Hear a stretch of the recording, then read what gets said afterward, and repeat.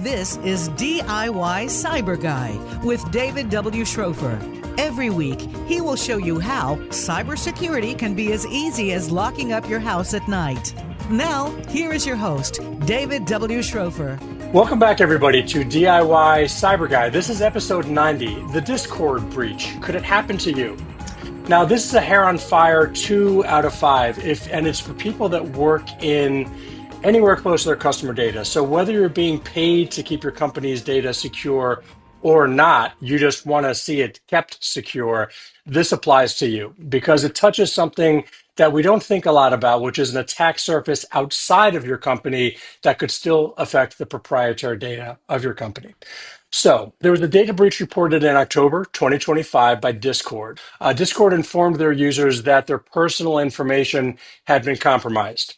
How many times have we talked about that on this podcast? And so what's interesting about this breach is that it did not occur directly on Discord's main platform, but through an unauthorized party, a hacker, coming into a third party system that Discord had hired. So a platform as a service or software as a service.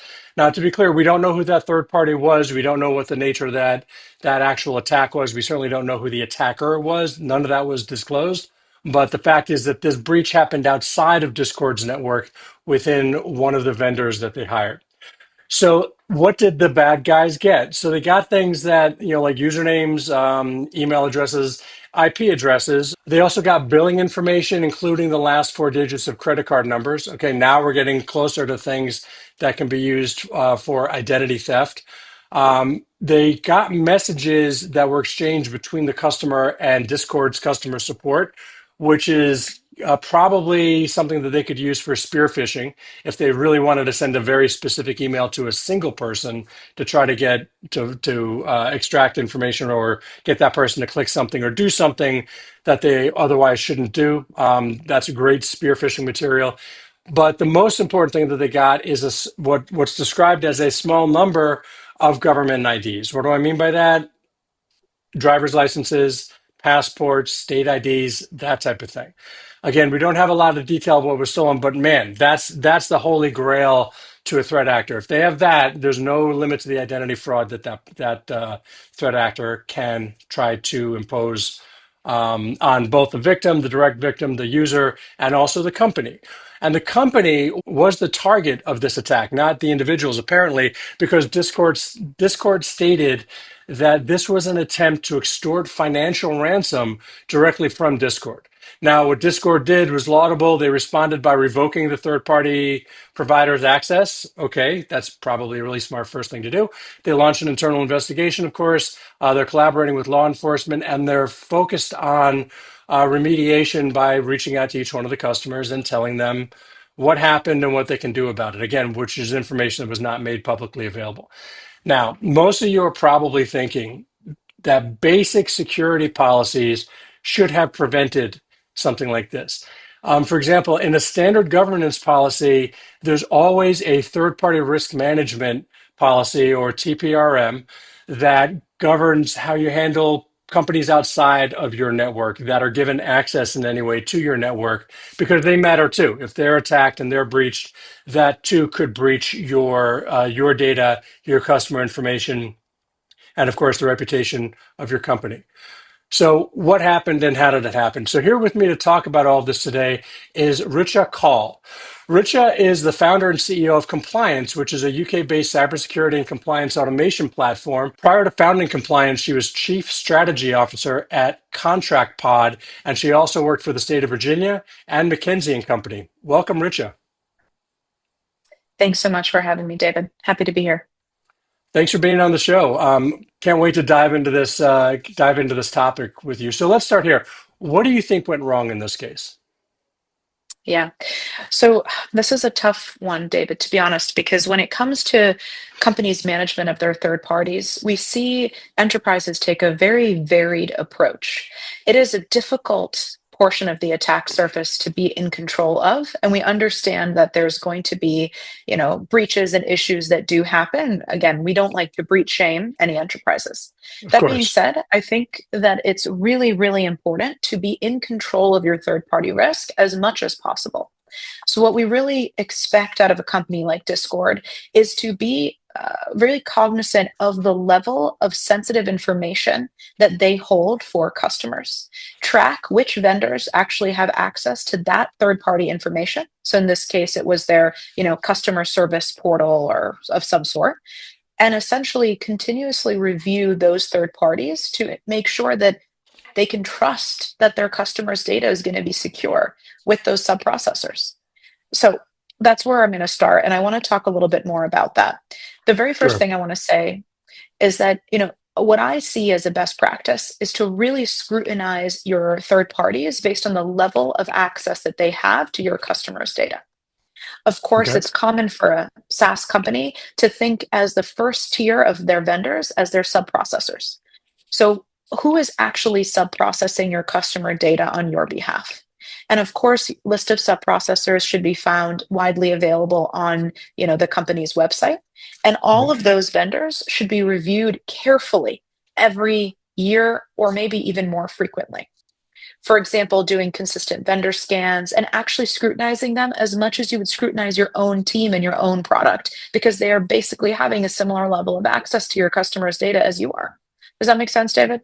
It does, and I think that's an interesting perspective. If you actually treat them as part of your system or a sub-processor in your own system, what rigor would you put your own sub-processors through in your own data center, right? It probably a very high level. You don't want it to break.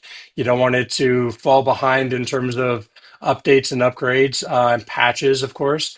And you don't want it, of course, to have any sign that it's being compromised or data is being exfiltrated. So it's an interesting way to think about it. Just pull them into the same rigor that you would put onto your own system and your own sub processors. Is that effectively what you're saying? Exactly. And as difficult as that may sound, we do see that more and more of the most stringent compliance standards out there are expecting that of the companies that are complying. So, for example, with FedRAMP, at the highest level of FedRAMP compliance or CMMC compliance, you're actually required to bring a level of, stringent compliance review to your vendors, almost to the degree that you bring to yourself. And so, we're seeing that come into more, kind of standardized models of GRC and oversight.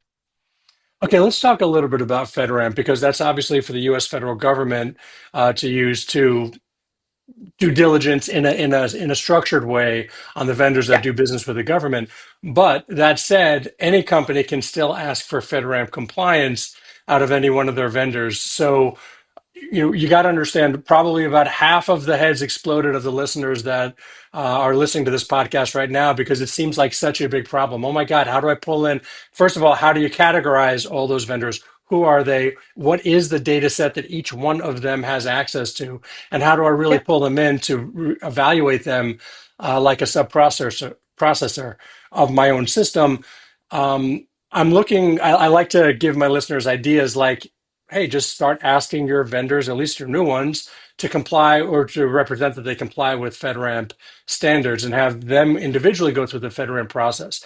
I think that's a great Mm. idea. Is there anything like that which is relatively easy or one of the easy things that companies can do to help get their vendors to show them that they are in compliance? Yeah. So I think you're right. The first piece of that on figuring out who do we need to ask. Like, let's be very realistic. GRC teams have to be cost conscious because it's almost impossible to control all of the potential risk to an organization.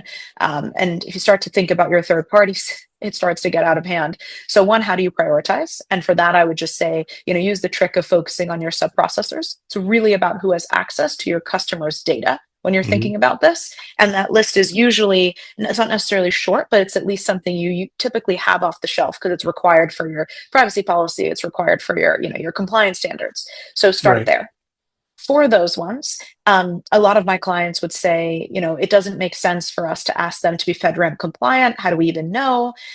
So, what I would say for those folks is that ask them instead for some of the kind of evidence items that you might yourself show during an audit. And then use AI to actually review those evidence items and make sure that they're meeting your minimum standards. And that's something obviously that we offer and other tools do as well to be able to use AI to vendor risk score, right? So you can do that continuously and then make specific asks to them and use AI to review the evidence that they provide to you. So almost run mini audits in a scalable, automated way, only flagging to you the gaps from those vendors so that you can identify further and treat those gaps as real potential risks, add them to your risk register, follow up with them, think about, remediation and treatment plans as you would for an enterprise risk. At the end of the day, that is part of your attack surface. Exactly.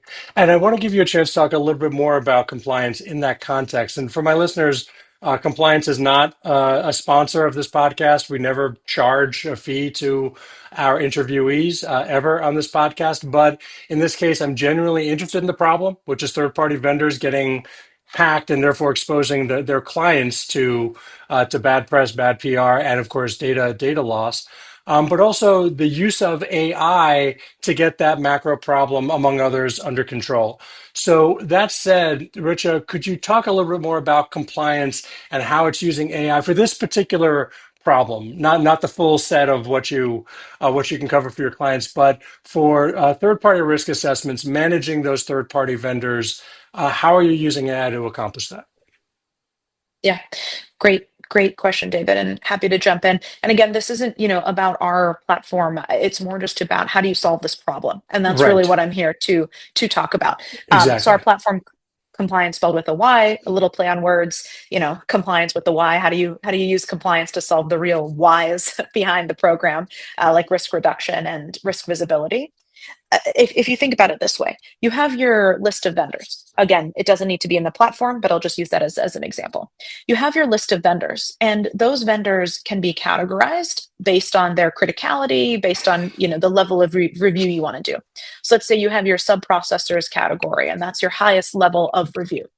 Then what you may want to do is set a frequency cadence on that vendor. Again, you can do this even in an Excel sheet if you want to, and say something like, we want to review our sub processors, let's say quarterly, with a short assessment, and then we want to review them annually more thoroughly.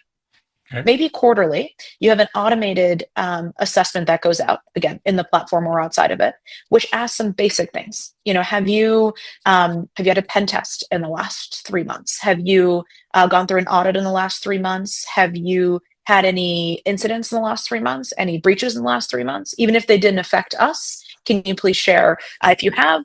What did you do about them? Any vulnerabilities? Identify what did you do about them? And what you're looking for is actually, one, are they able to answer these questions, which gives you a Mhm. signal immediately of, yes, they have, their security posture under control. You're also looking for threats that may not have affected you, but you can sort of start to see and build a picture up of this vendor and how Right. reliable they are, how similar they are to you and the standards that you hold yourself to. Again, no vendor is perfect. You're going to see vulnerabilities, every quarter. You're going to see that. But it's a question then becomes, what was the remediation timing like? Have you closed them out already? And so on and so on. And so what you're trying to do is build up a picture of trust with a vendor. And by checking in on them every quarter in a completely automated way with AI reviewing the responses, you start to have a consistency in the signals you get from them so that you can be a better judge of their trustworthiness. And of course, then you can start to make decisions on if it makes sense to keep that vendor. I realize Okay. this is easier said than done, but it is Right. it is very possible to use automation and AI to scale it and to make this a real, input into your risk landscape.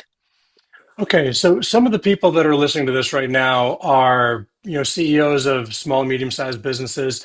They don't have a governance, risk, and compliance department, much less they might not know what that term is or really means. They've got a few different divisions, and yeah, sometimes people download apps and open accounts, and different CRMs are used by different sales teams within your organization. What's the first step that senior executive or that CEO or that founder should do to walk into the direction, short of building a SOC, a security operations center, and hiring a security operations team? If they don't have that, if that's really something off the side of the plate of an IT department or managed service provider, what's the first step that that CEO should take in terms of questioning or in terms of walking down this path of getting those external vendors, like I just described? There might be no central avenue to bring those vendors into the system. They might be the decisions of lots of different division heads across the company. How do you start to bring that under one umbrella? What's the first step? first step is to get in control. And that breaks down into two sub steps, which I'll go into. But the thing I hear oftentimes, too often, from sometimes it's CCOs, sometimes it's COOs, sometimes CEOs of smaller companies, is that they don't even have a list of all of their vendors. Because just Right. as you said, the That's folks in their exactly. team, department heads, they're going and procuring software and it costs, 5K, 3K. It's actually even more dangerous the cheaper that it is because they usually don't have as many security controls in place. Right. They may not be able to afford it. Yeah. And get in control. Make a list of all of your vendors. What I would then say is that instill a process. This is kind of part two of this, getting in control. Instill a process for new vendors. You are not allowed to sign up for a new vendor unless it just goes through the most basic of security checks. And I can talk about what that security check looks like, but those are the first two just mini steps to get in control. And once you have Good. that process in place, you at least get visibility over who the vendors are and are running, again, prelim checks, baseline checks around whether or not they meet the standards of your organization and you can trust them with your data. Talk about how a CEO could actually control that. You're saying getting them under control. Information is certainly a part of that, but what's the stick in that scenario? Can we give the CEOs listening to this, or let's give the CEOs some comfort that there should be systemic ways, if they have control over the devices that are being used to access company data, information in the company's database and the company's systems, Yeah. or apps within the company's systems, there should be a central way to block that access in a worst case scenario. They can block everybody and then just start to turn them on one at a time or something like that. But what would you suggest to that CEO who says, wait a minute, what if I don't get the information? What if my division heads don't know every single app purchased by every single employee in their division? What do I do to stop the bleeding?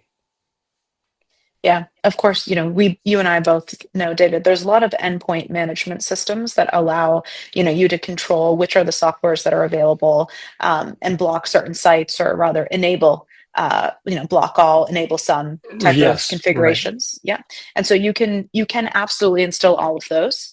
I think what it comes down to for me is that that feels like yet another burden. And this is where it gets really tricky. How do you make this as frictionless as possible? And I do think that then going back to the prioritization question and saying, okay, if it feels too unmanageable to get a full list of every app that everyone has signed up for, then focus on where customer data is going. And you should be able to map out at least your customers' data based Mhm. on the point of entry. Where is it being stored? You can almost track a customer's journey using your service or product and understand where is that customer data going, and at bare minimum assess just those points, because at the end of the day that is where you're going to get the most blowback, the most financial repercussions, the most reputational damage, is if you start to have your customers' data get breached because of the third parties that you have trusted with it. Okay. So you mentioned the risk associated with this type of breach. Yes. A definite body blow to the brand image, the trust of your brand name, could be a lot of legal expenses. In a worst case, it's a ransom, literally a ransom payment, as if your data itself is a type of hostage. But let's talk about the reward a little bit, because Mhm. sometimes just we're going to have a certain number of leaders out there listening to this who say, I'm too small. That's not going to happen to me. I don't have enough of this problem. But let's talk about some of the reward of getting your hands around some of these things and getting ahead of it. Absolutely. Yeah. And then I can give some other tools that are, low cost as well, just as an option Sure. for those folks who don't see the ROI as much. But when Right. it comes to the reward, first and foremost, you're talking about prevention of millions of dollars in charges. And then you're talking about the stabilization of your revenue base. Like that alone is literally in the millions of dollars for most of the companies that we're speaking to about this problem. When we try to quantify the risk reduction that is felt from our solution, it is so high that we actually end up excluding it from the ROI calculation because it feels almost overblown. right? You're talking Sure. like a mid-market company is seeing like, 5 million plus in risk reduction coming from everything from the type of like crisis management that they would need to deploy in order to respond to a breach, all the way through to the potential customer churn from, again, a client saying, you know what, actually, I don't want to trust you with my data anymore because you doesn't seem to be in the best of hands. Right. And so between all of those, we're talking millions of dollars. But let's talk also about a few other things. One is time savings. Think that people kind of take for granted that, this manual process that you're doing, to whatever extent that you're doing it, even just trying to get a handle around your vendors, every, quarter, year, whatever, for your financial counselor, let's just say. That kind of stuff, the time savings from getting a handle of your vendors earlier on actually has a positive ripple effect across other functions and other parts of the business, not only just the risk side of the team. And we have actually seen that.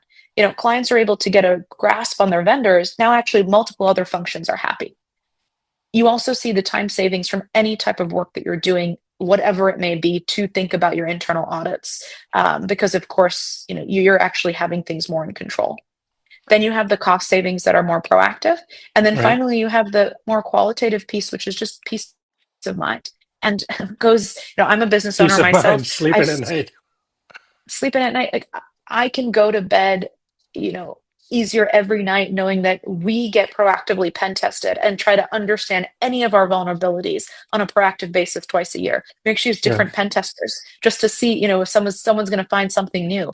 And yes, I'm giving, coughing up money to do that, but those are the kinds of things that let me sleep at night and make sure that we can promise our clients that their data is in, secure hands. So spend some time, spend some money now, and reap the benefits of that time savings and cost Indeed. savings forever Indeed. by just Yes. sticking to the policies. Indeed. Richa, it's been great having you on the show. Thank you for diving into some of these topics. I think you've given some more restful nights to my listeners. Where can people find out more about what you do? Absolutely. Please, I would say for anyone listening who's interested in any of these topics, please feel free to follow me or Compliance on LinkedIn. So that's COMPLYANCE or compliance.com. We also have a free third-party risk score available. Anybody can use it. You can put in any of your vendor names and get a live risk score of that vendor. And that's just score.compliance.com as well. So you can find us there and hopefully look forward to connecting with some of you. Wonderful. And if any of you missed any of those URLs, you can also go to DIY Cyber Guy, of course, search episode 90, that's 90, and you will find everything that Richa just said. Thanks again. It's been wonderful chatting with you. Thanks so much, David. That's all the time we have today. Remember, for the show notes from this episode, or to listen to any of our past episodes, or to get a free chapter from my book, Digital Habits, just go to DIYCyberGuy.com.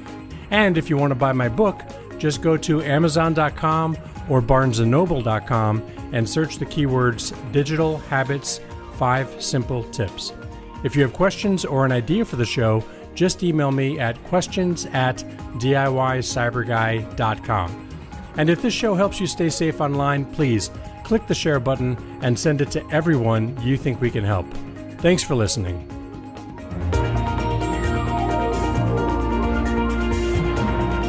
Thank you for listening to DIY Cyber Guy.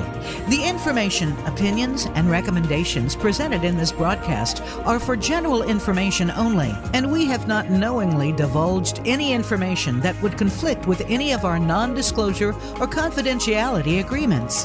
Enjoy the internet safely.